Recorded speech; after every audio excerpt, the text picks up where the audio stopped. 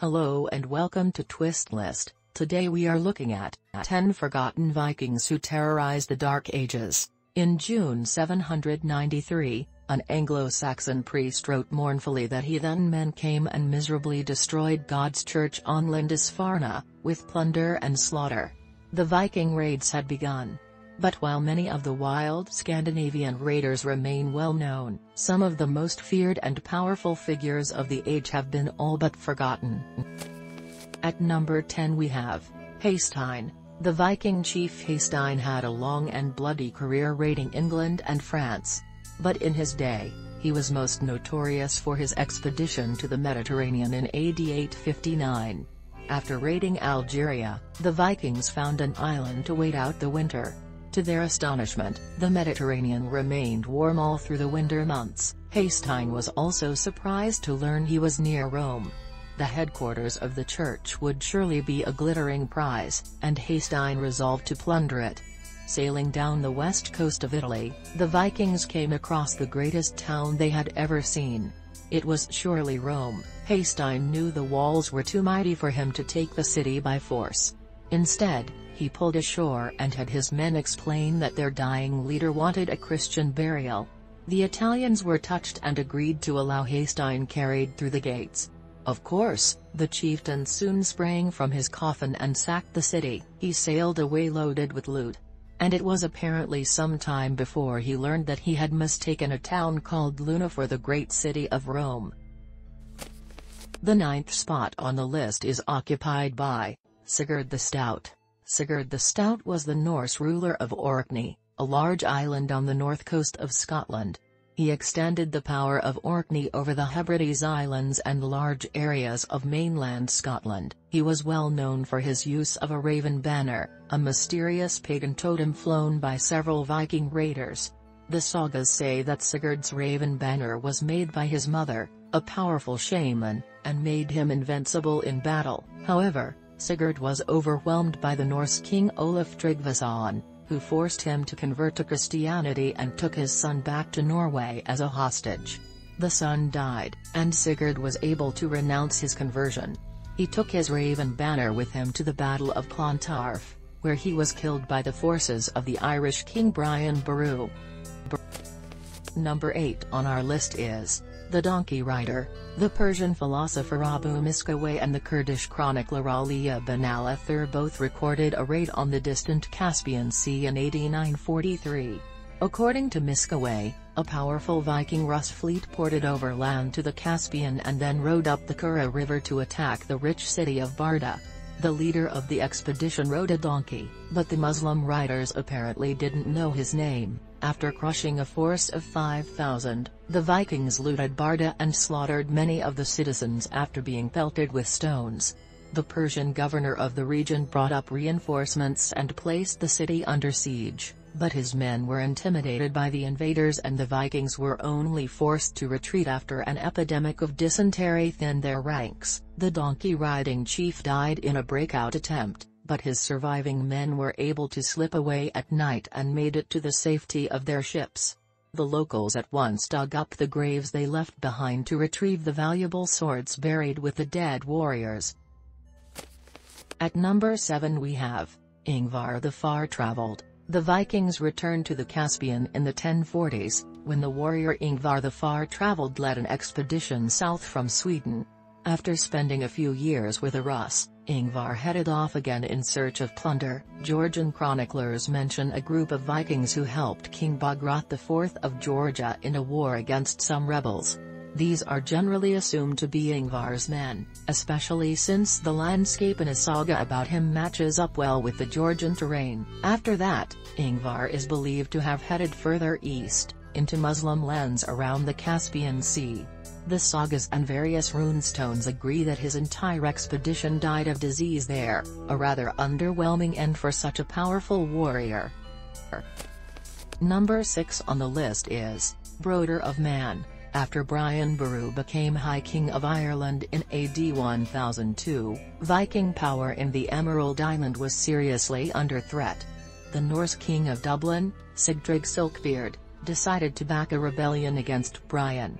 He was encouraged by his mother Gormflaith, who was Brian's estranged wife. At Gormflaith-Surging, Sigtrygg recruited warriors from all over the Viking world, including Sigurd the Stout. He also sent word to the Isle of Man, which was ruled by two brothers named Broder and Ospak, who were reputedly powerful sorcerers.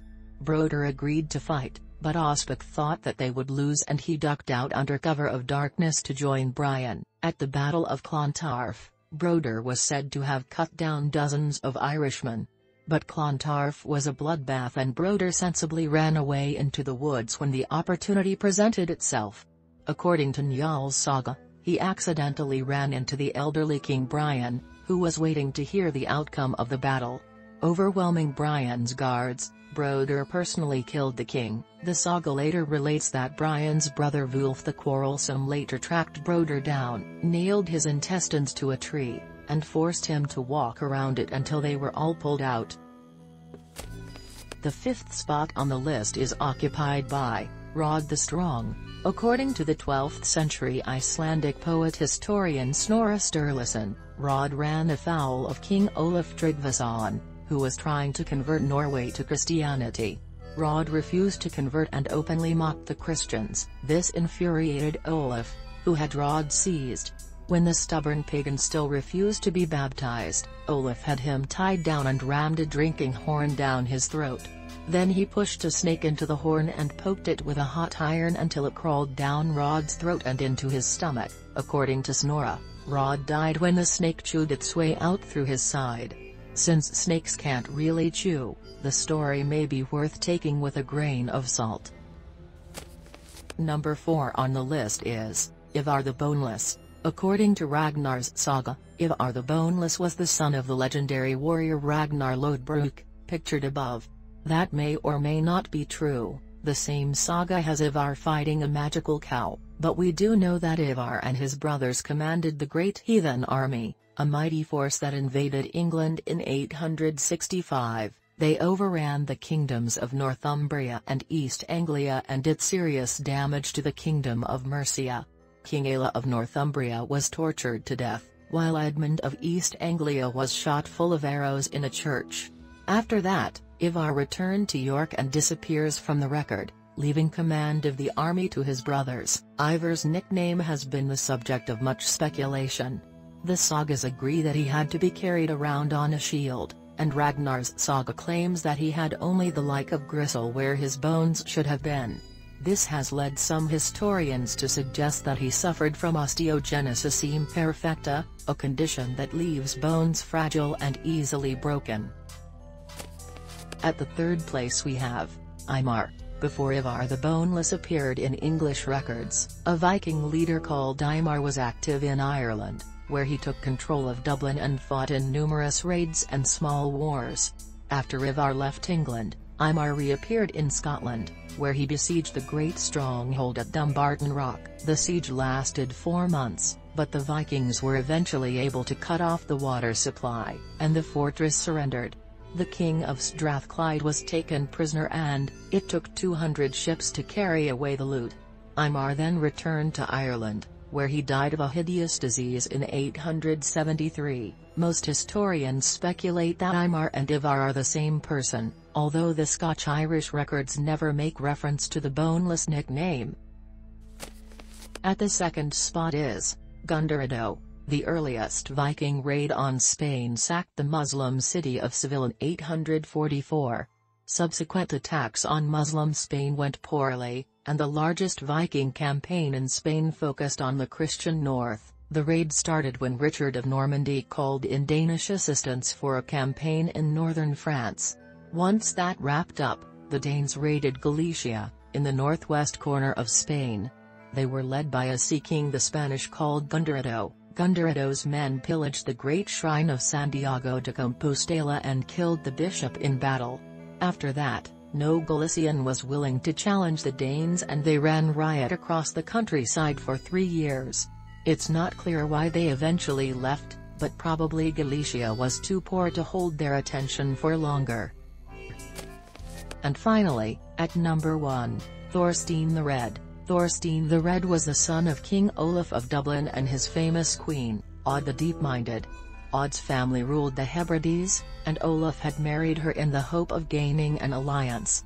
But the islanders continued to raid around Dublin, and Olaf eventually sent Odd and the infant Thorstein home in fury. Olaf's power grew, and he took control of the Hebrides, forcing Odd to flee to Scotland with her son. Thorstein grew up into a fierce warrior, who raided across Scotland and was ever victorious. The desperate Scots even granted him an independent kingdom in the northern tip of Scotland. But Thorstein wanted more, and the Scots conspired to have him murdered in AD 900. Heartbroken, Odd took her followers to Iceland, where she became the ruler of a powerful clan. She was buried on the beach, so that the tide would always wash over her grave. Thanks for watching. If you enjoyed this video and would like to see more, then please hit the subscribe button.